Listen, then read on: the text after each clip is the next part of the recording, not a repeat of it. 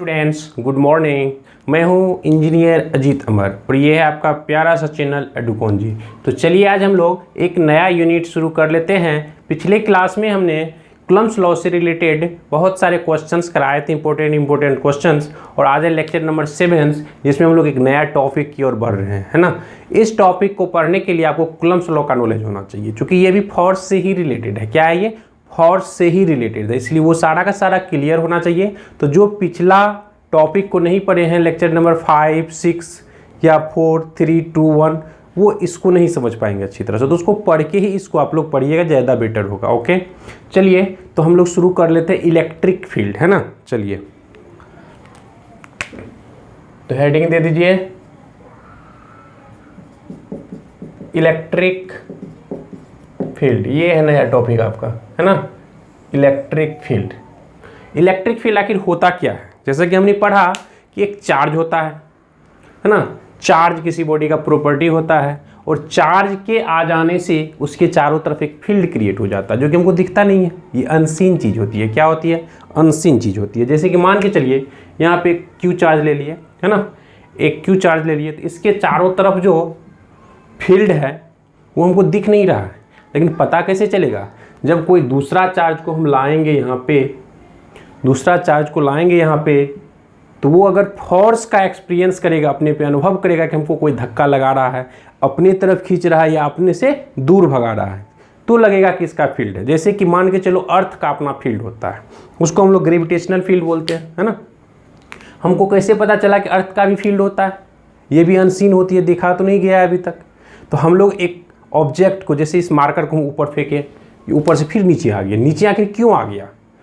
तो कोई ना कोई इस पर फोर्स लगाया। फोर्स कौन लगाया? तो जिसका फील्ड है, तो अर्थ का अपना फील्ड है, which is gravitational field. 11th में हम लोग पढ़े, है ना। चलिए, तो उसी तरह से इस चार्ज को, ये चार्ज अगर ये सेम नेचर का है, हम लोग जब भी टेस्ट चार्ज लेंगे, इसको हम लोग टेस्ट चार्ज नाम दे देते हैं, है ना, टेस्ट चार्ज, ठीक है, टेस्ट चार्ज। तो जब हम इस चार्ज को यहाँ पे लाए, तो ये फोर्स का एक्सपीरियंस कर रहा है। तो फोर्स का जो एक्सपीरियंस कर रहा है, तो कितना फोर्स लगा रहा है, उस चीज़ को हम लोग को निकालना है ना। फोर्स पर यूनिट चार्जेज, है ना, उसी चीज़ को इलेक्ट्रिक फील्ड बोला गया है। तो कोई खास बात नहीं है, तो सिंपल सी बात है। यहाँ पे हमने 2 चार्ज दिखाया है। एक चार्ज ये है और एक ये दूसरा चार्ज है जो कि इसमें आने की कोशिश कर रहा है। तो जिस चार्ज का अपना फील्ड होता है, दिस इज सोर्स चार्ज। इसको क्या बोलेंगे हम लोग? Source charge. ये बाबू सोर्स चार्ज है ना। और इसका तो अपना फील्ड नहीं है, तो ये क्या है? ये टेस्ट चार्ज है। टेस्ट चार्ज का वैल्यू बहुत छोटा होता है। इस चीज़ को आप लोग ध्यान में रखिएगा, या तो नोट कर सकते हैं। टेस्ट चार्ज लगभग इसका मान 0 होता है ना। ऐसा क्यों? ऐसा इसीलिए हम लोग लेके चलते हैं कि इस चार्ज के आने से कहीं इसका अपना फील्ड ना क्रिएट हो जाए और ये ना उस पर फोर्स लगाना शुरू कर दे। तो इसका हम लोग निग्लिजिबल ले लेते हैं। ऐसा भी नहीं है कि 0 ले लें, इसका हम लोग वैल्यू लगभग 0 लेते हैं, यानी बहुत छोटा है, जिसका अपना कोई इफेक्ट नहीं होता है ना। इसका कोई अपना इफेक्ट नहीं है, अपना फील्ड नहीं है ना।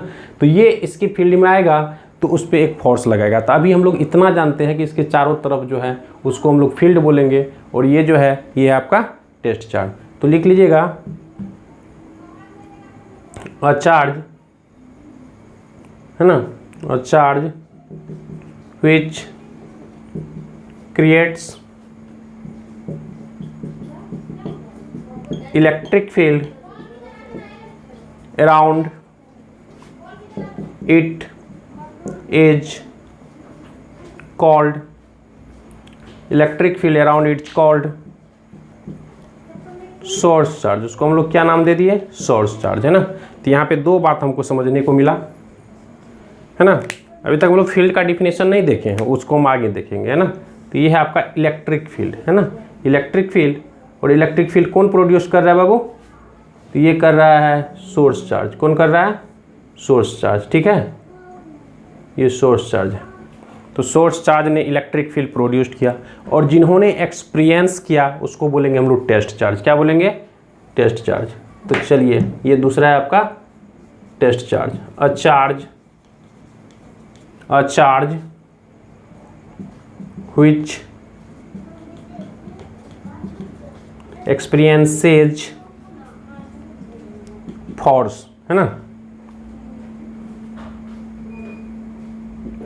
experiences force is called test charge. Test charge, और यहाँ पे टेस्ट चार्ज क्यू नॉट है जिसका वैल्यू लगभग 0 है ना, वो टेस्ट चार्ज है आपका। तो एक है टेस्ट चार्ज और एक है सोर्स चार्ज। इस चीज़ को आप लोग नोट कर लीजिए, है ना, इस चीज़ को आप लोग नोट कर लीजिए। दो चीज़ पर है, सोर्स चार्ज किसको बोलेंगे और टेस्ट चार्ज किसको बोलेंगे। तो जिसका अपना फील्ड होता है उसको सोर्स चार्ज बोलेंगे, और जो फोर्स का एक्सपीरियंस करता है उस फील्ड में आगे उसको हम लोग क्या बोलेंगे, टेस्ट चार्ज बोलेंगे। चलिए इसको नोट कीजिए।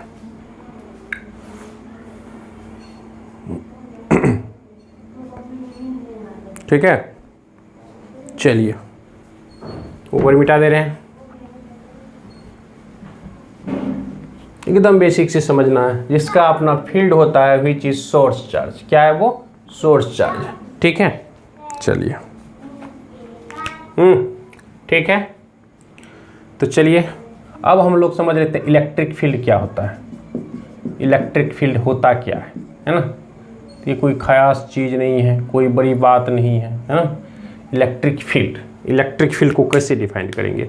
तो एक चार्ज है, उसके चारों तरफ का वो स्पेस है ना, वो एरिया, वो रीजन जिसमें दूसरा चार्ज के आ जाने से फोर्स का एक्सपीरियंस करता है, this region is called electric field. ठीक है, तो लिख लीजिए,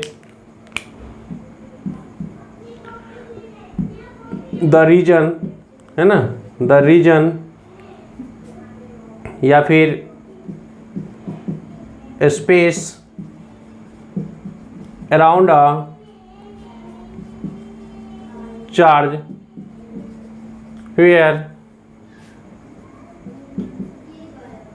where another charges experiences force. The region or space around a charge where another charge experiences force is called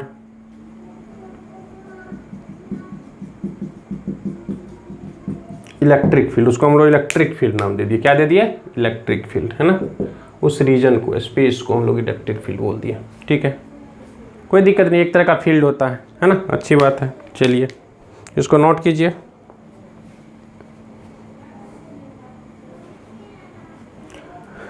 electric field का एग्जिस्टेंस क्या है, इस चीज़ को हम लोग समझते हैं, है ना। बेसिकली एक फील्ड होता है, इसका जो स्ट्रेंथ होता है ना उसको हम लोग को ज़्यादा पढ़ना है। स्ट्रेंथ, या उसको इलेक्ट्रिक फील्ड इंटेंसिटी बोलेंगे, या फिर स्ट्रेंथ ऑफ इलेक्ट्रिक फील्ड बोलेंगे, वो मेन चीज़ होता है। तो स्ट्रेंथ ऑफ इलेक्ट्रिक फील्ड क्या है, तो वो भी फोर्स है, लेकिन किस पे लगने वाला फोर्स, तो पर यूनिट टेस्ट चार्ज पे लगने वाला फोर्स, है ना। फोर्स पर यूनिट चार्ज है, जैसे कि फोर्स और प्रेशर आप लोग पढ़ा होगा पहले, है ना, 11th में। ठीक है, तो उसमें क्या पढ़ते थे, प्रेशर। क्या, प्रेशर भी एक तरह का फोर्स है। कैसा फोर्स, तो force acting per unit area, per unit area में लगने वाले फोर्स को प्रेशर बोलते थे। उसी तरह पर यूनिट चार्ज पे लगने वाले फोर्स को इलेक्ट्रिक फील्ड इंटेंसिटी बोलेंगे, है ना। तो उस चीज़ को हम लोग देखते हैं, इसको नोट कीजिए। अब हम लोग उसको देखते हैं।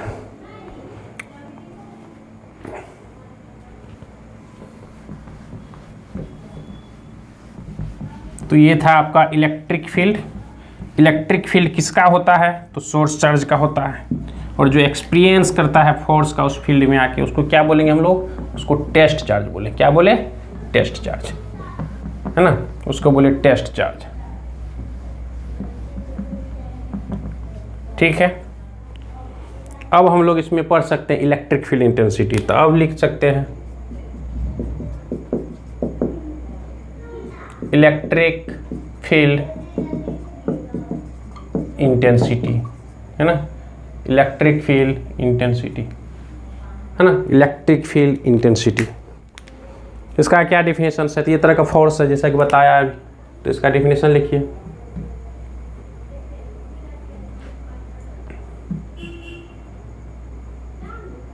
The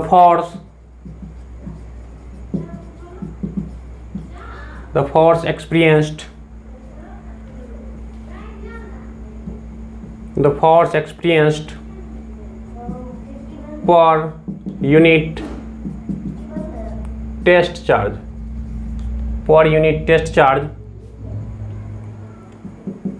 inside the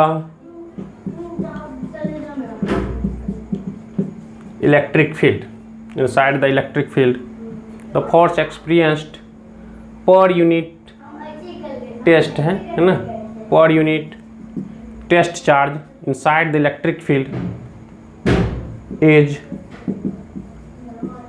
known as electric field intensity. ये इलेक्ट्रिक फील्ड इंटेंसिटी कहलाता है ना। ये वेक्टर क्वांटिटी होता है। एक चीज लिख लो, it is also known as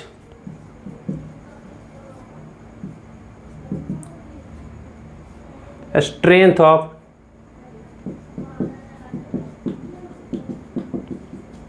electric field. इसको स्ट्रेंथ ऑफ इलेक्ट्रिक फील्ड भी बोला जाता है, कोई दिक्कत नहीं है ना।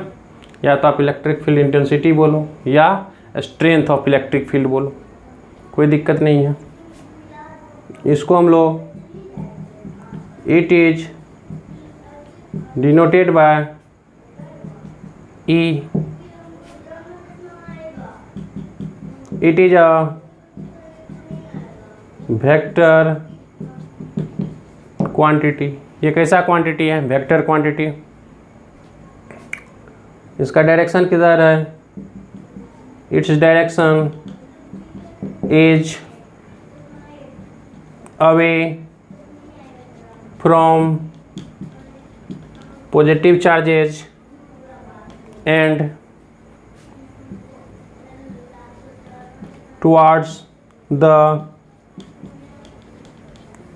निगेटिव चार्जेज, है ना, टुवर्ड्स द निगेटिव चार्जेज। ये सब खास चीज़ है ना, अवे और टुवर्ड्स, ठीक है, away from positive charges and towards the negative charges, ठीक है। अब इसका हम लोग जैसा कि बताया कि इलेक्ट्रिक फील्ड को ई से डिनोट करते हैं, तो इसका जो यहाँ पे हो जाएगा that is E equal to F by Q naught, F by Q naught, और यहाँ पे लगा देंगे हम लोग limit Q naught tends to 0। ये इसका फाइनल डिफिनेशन हुआ, है ना, फाइनल फार्मूला। कोई दिक्कत है तो बताइए, नोट कीजिए। इसका यूनिट क्या हो जाएगा बाबू? Unit of E as newton per coulomb, है ना। अभी न्यूटन पर कूलम ही जानेंगे, आगे चल के वोल्ट पर मीटर भी होता है ना, वो भी अभी लिख लीजिए। वोल्ट इस तरह से, वोल्ट पर मीटर, ये आगे हम चल के पढ़ेंगे हम लोग लास्ट में, है ना। ये बाद में जाके हम लोग पढ़ेंगे इस चीज़ को, अभी घेर लीजिए। वोल्ट पर मीटर भी होता है, नोट कीजिए।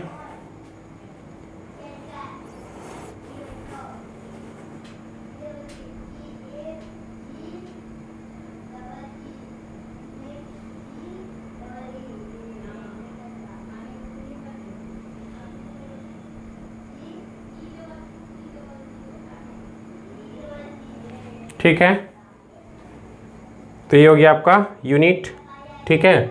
Electric field intensity E equal to limit Q tends to 0 F by Q naught. ये क्यों दिए हैं? क्योंकि ये टेस्ट चार्ज है, टेस्ट चार्ज बहुत छोटा होता है ना। चलिए एक चीज़ यहाँ पे जान लें, इलेक्ट्रिक फील्ड इंटेंसिटी का डायमेंशनल फार्मूला क्या होता है। तो डायमेंशनल फार्मूला भी यहाँ पे नोट कर लीजिए, बहुत जगह पूछा जाता है ना।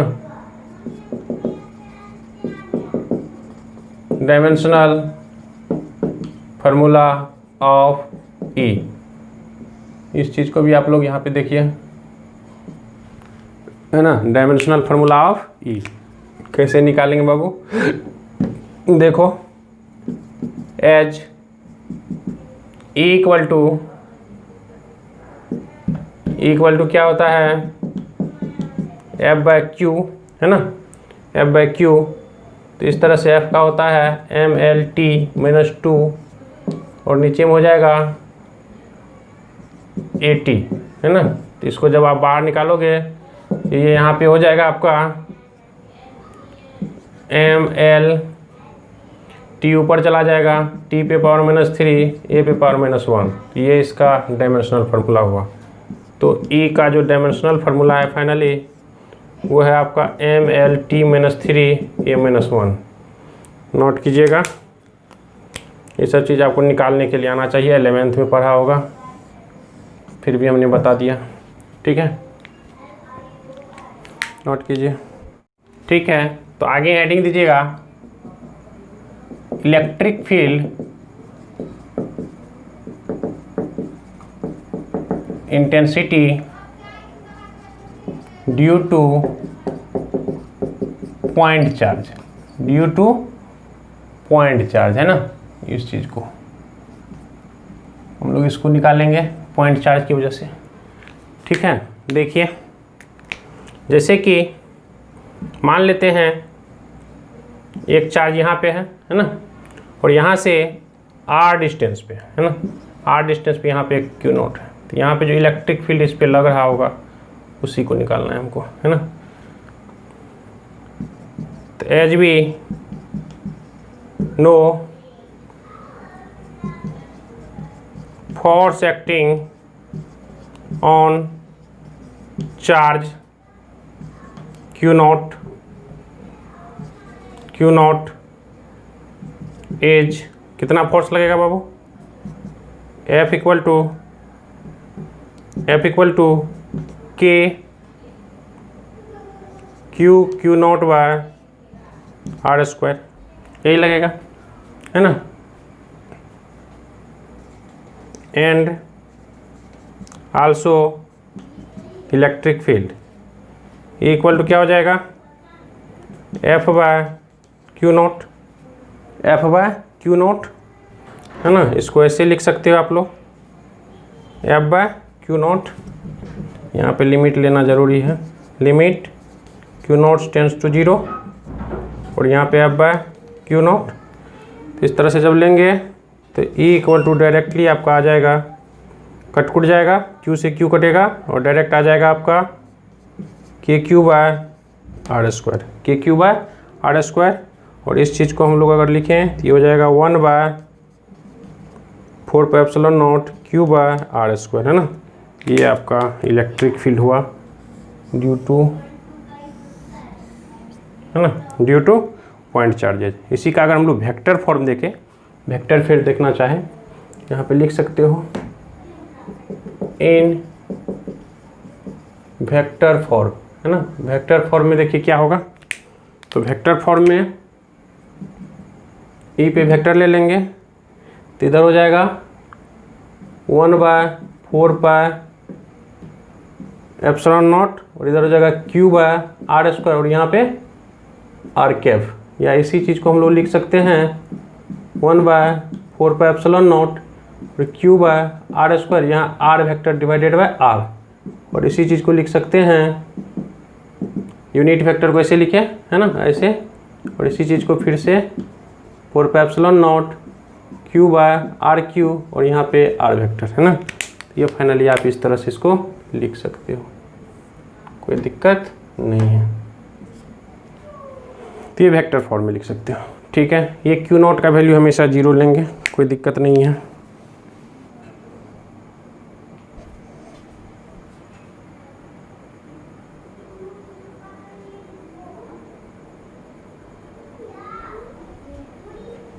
चलिए आगे देखते हैं, है ना। अब जो आगे हमको पढ़ना है वो है इलेक्ट्रिक फील्ड इंटेंसिटी, और इसके बाद आगे हेडिंग दीजिए due to discrete distribution of charges. Discrete समझते हो ना,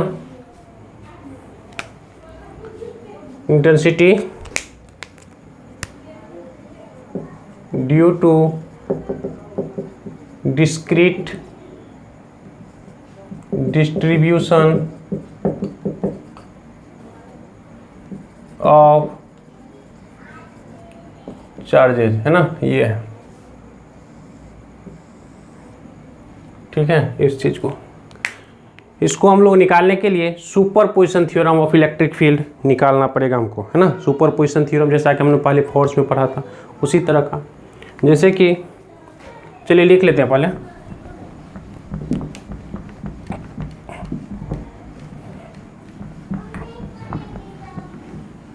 ठीक है। लिखिएगा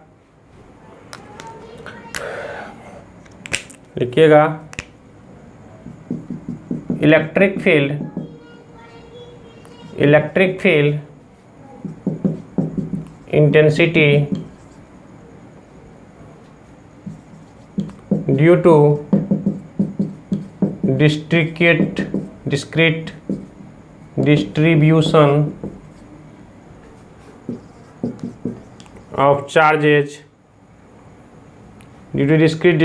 of charges can be found by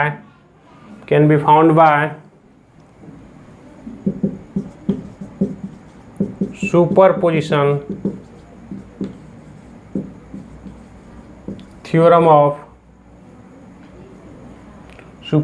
theorem of electric field, है ना, इलेक्ट्रिक फील्ड। अब यहाँ पे सुपरपोजिशन थ्योरम क्या है इसको हम लोग जान लेते हैं। तो यहाँ पे हेडिंग दे दीजिएगा, वही ऐड करने का तरीका, सुपरपोजिशन थ्योरम। यहाँ पे इलेक्ट्रिक फील्ड के रिगार्डिंग पढ़ रहे हैं, इस चीज़ को हम लोग जानना चाहेंगे। तो सुपरपोजिशन थ्योरम क्या है ना। तो सुपरपोजिशन थ्योरम में लिखिएगा, it states that the net electric field intensity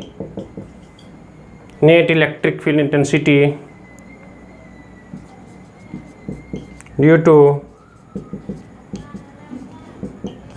discrete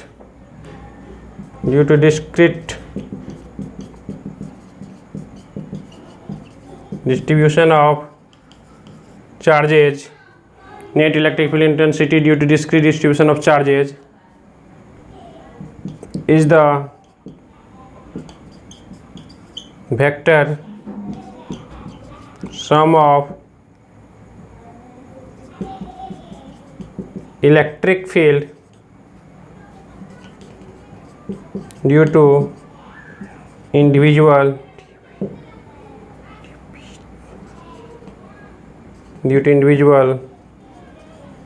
charges, ये है ना। that is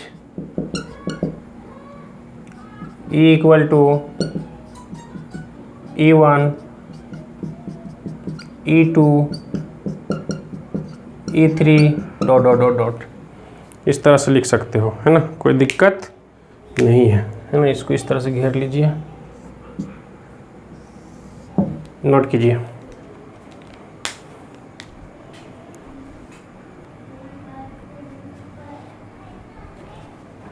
देखिए, तो ये था आपका सुपरपोजिशन थ्योरम, है ना।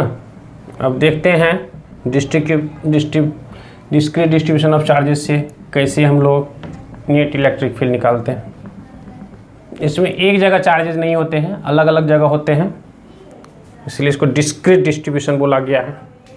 जैसे देखिए यहाँ पे मान लेते हैं कि इस पॉइंट पे हमको इलेक्ट्रिक फील्ड निकालना है और एक चार्ज यहाँ पे है Q1, तो इसकी वजह से जो इस पे ये R1 डिस्टेंसेज पे है, तो इसकी वजह से जो इलेक्ट्रिक फील्ड होगा कुछ ऐसा होगा। एक है यहाँ पे Q2, ये R2 डिस्टेंसेज पे है, ये कुछ इस तरह से इलेक्ट्रिक फील्ड देगा। और एक है यहाँ पे, ये कुछ इस तरह से देगा, ये सब वेक्टर क्वांटिटी है ना, Q3। और एक है यहाँ पे मान लो Qn, तो ये कुछ इस तरह से देगा En, है ना। तो इसका नेट क्या होगा, तो यहाँ पर जो दैट इज ई नेट या ई रिजल्टेंट जो हो जाएगा वो हो जाएगा E1 plus E2 plus E3 plus dot dot dot En तक चलेगा। कहाँ तक जाएगा? En तक। या फिर इसको आगे और भी अच्छी तरह से लिख सकते हैं, है ना, आगे अच्छी तरह से कर सकते हो। देखिए यही है तरीका, ठीक है। हम लोग सिर्फ मैग्नीट्यूड की बात कर लेते हैं।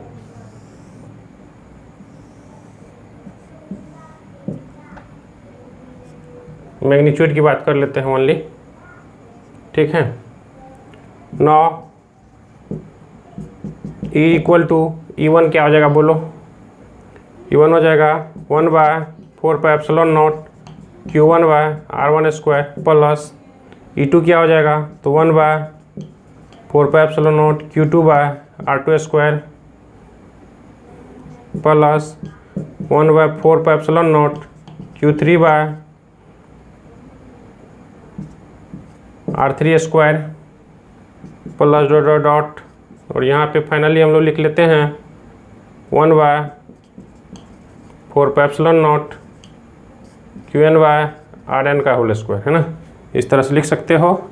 या फिर E इक्वल टू 1/4πε0 हम लोग कॉमन ले लिए और अंदर में बच गया आपका Q1/R1 square, Q2/R2 square, Q3/R3 square dot dot dot Qn/Rn square, है ना। इस तरह से लिख सकते हो। या फिर E इक्वल टू लिख सकते हैं 1/4πε0 और यहाँ पे समेशन ले लीजिए, ज़्यादा बेटर होगा। QI/RI ले लिए और I का वैल्यू 1 से लेकर n तक लिए, यहाँ पे स्क्वायर कर दीजिए। तो इस तरह से आप लिख सकते हो।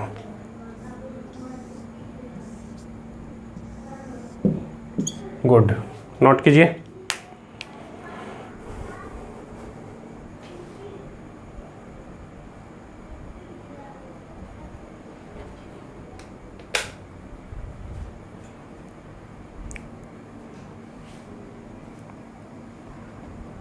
तो ये था आपका electric field intensity due to discrete distribution of charges, जिसमें हमने देखा सुपरपोजिशन थ्योरम भी, है ना। अगर आप वेक्टर पढ़े हैं तो यहाँ से बहुत अच्छी चीज़ आपको मिल सकता है ना।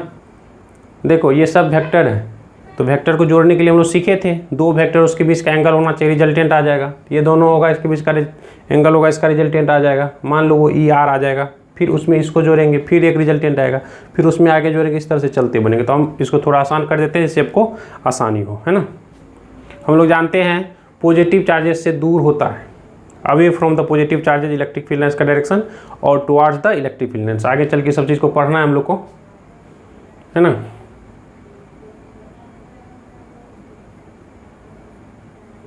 चलिए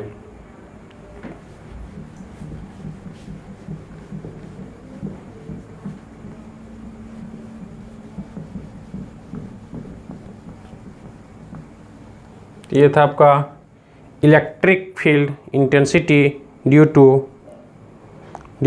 डिस्क्रीट डिस्ट्रीब्यूशन ऑफ चार्जेज, है ना। चलिए आगे हम लोग पढ़ लेते हैं।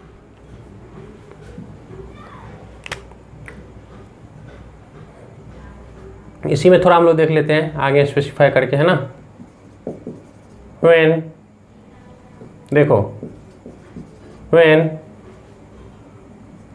E1 and E2 are at an angle theta, then क्या होगा? तो इसके लिए आपका रिजल्टेंट होगा, है ना, इसके लिए आपका रिजल्टेंट होगा R का मैग्नीट्यूड, ये हो जाएगा √100 E1 square E2 square plus 2E1 E2 cos theta, है ना। इस तरह से आप लिख सकते हैं इसको। ये आपको जानना जरूरी है, आगे चल के बहुत सारे क्वेश्चंस कराएंगे इस पे बेस्ट, है ना। ठीक है, कोई दिक्कत नहीं होना चाहिए। और अगर इसकी डायरेक्शन की हम लोग बात करें, 4 डायरेक्शंस की अगर हम लोग बात करें तो वो हो जाएगा आपका इस तरह से।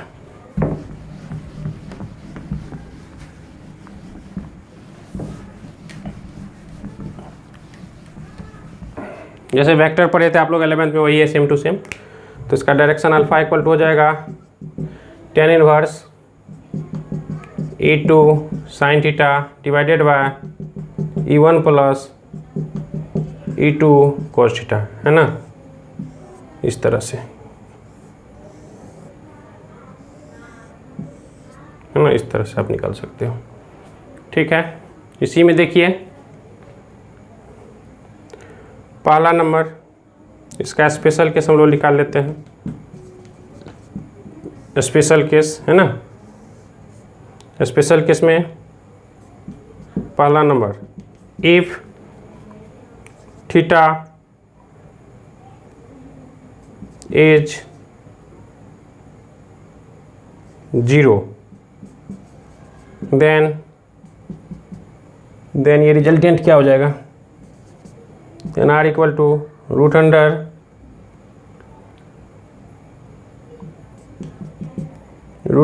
देखो यहाँ पे E1 square E2 square 2E1, ये 0 हो जाएगा, खत्म हो जाएगा। तो E1 square E2 square 2E1 E2, तो ये हो जाएगा E1 प्लस E2 का होल स्क्वायर। ये डायरेक्ट हो जाएगा आपका E1 प्लस E2, है ना, इस तरह से आप लिख सकते हो इसको, कोई दिक्कत नहीं है ना, अगर थीटा 0 हो जाए। नोट कीजिए, डायरेक्टली ऐड कर लेंगे अगर एक ही डायरेक्शन में होगा तो।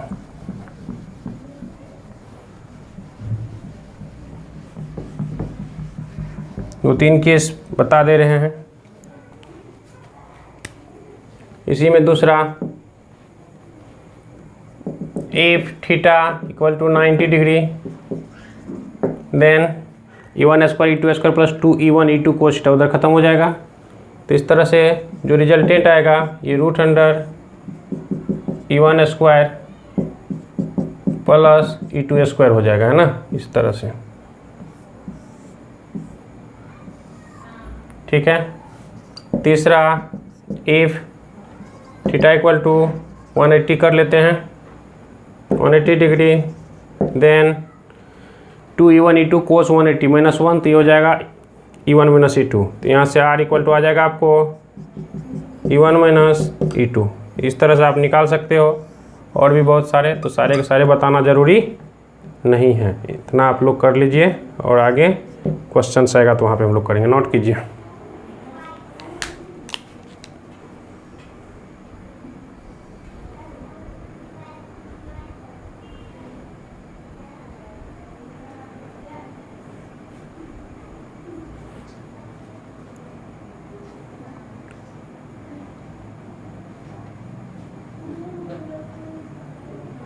चलिए हो गया होगा, नोट कीजिए।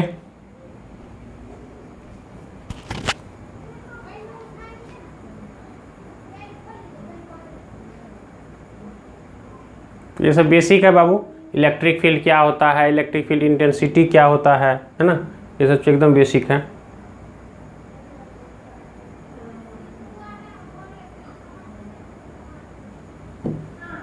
इलेक्ट्रिक फील्ड का डायरेक्शन बता दिए थे, इलेक्ट्रिक फील्ड इंटेंसिटी का पॉजिटिव से दूर होता है और निगेटिव की तरफ होता है ना। चलिए इसको नोट कीजिए।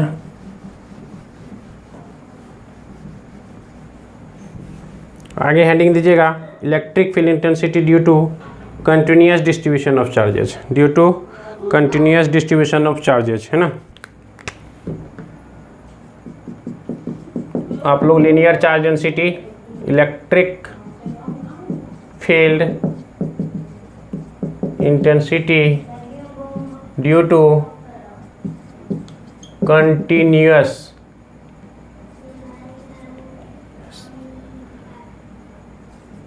डिस्ट्रीब्यूशन ऑफ चार्जेज, है ना, ये चीज़ है कंटिन्यूअस डिस्ट्रीब्यूशन ऑफ चार्जेज, है ना, ये चीज़।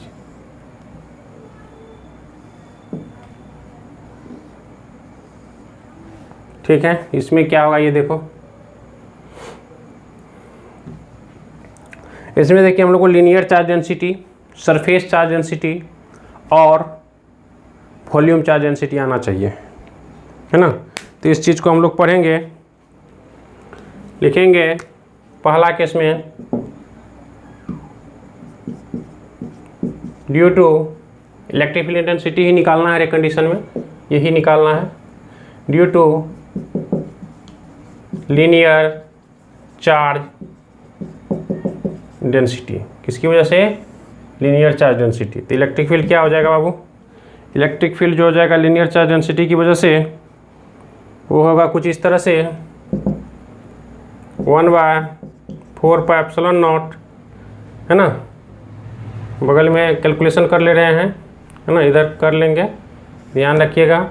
लैम्डा इक्वल टू होता है Q/L, तो Q इक्वल टू हो जाएगा लैम्डा इंटू L, है ना, इस तरह से। तो 1/4πε0 लैम्डा L/r², ठीक है। इसी तरह से ड्यू टू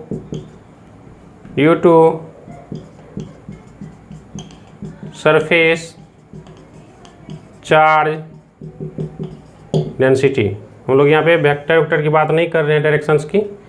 इसमें क्या हो जाता है, सिग्मा इक्वल टू Q/A होता है, तो Q इक्वल टू क्या हो जाएगा, सिग्मा इंटू A। तो इसको आप लोग लिखेंगे electric field equal to 1/4πε0 sigma A/r², है ना।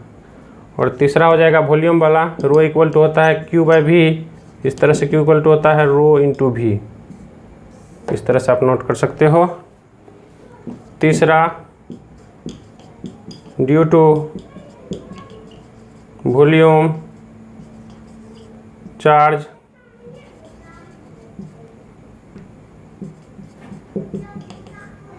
डेंसिटी, है ना। इसमें क्या होगा, तो इसमें आपको हो जाएगा इक्वल टू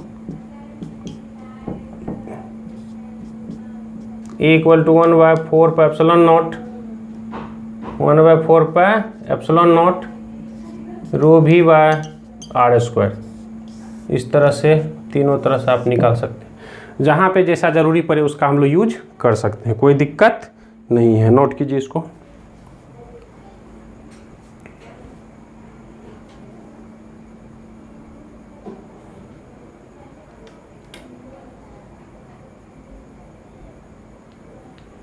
ठीक है, अच्छी तरह से नोट कीजिए।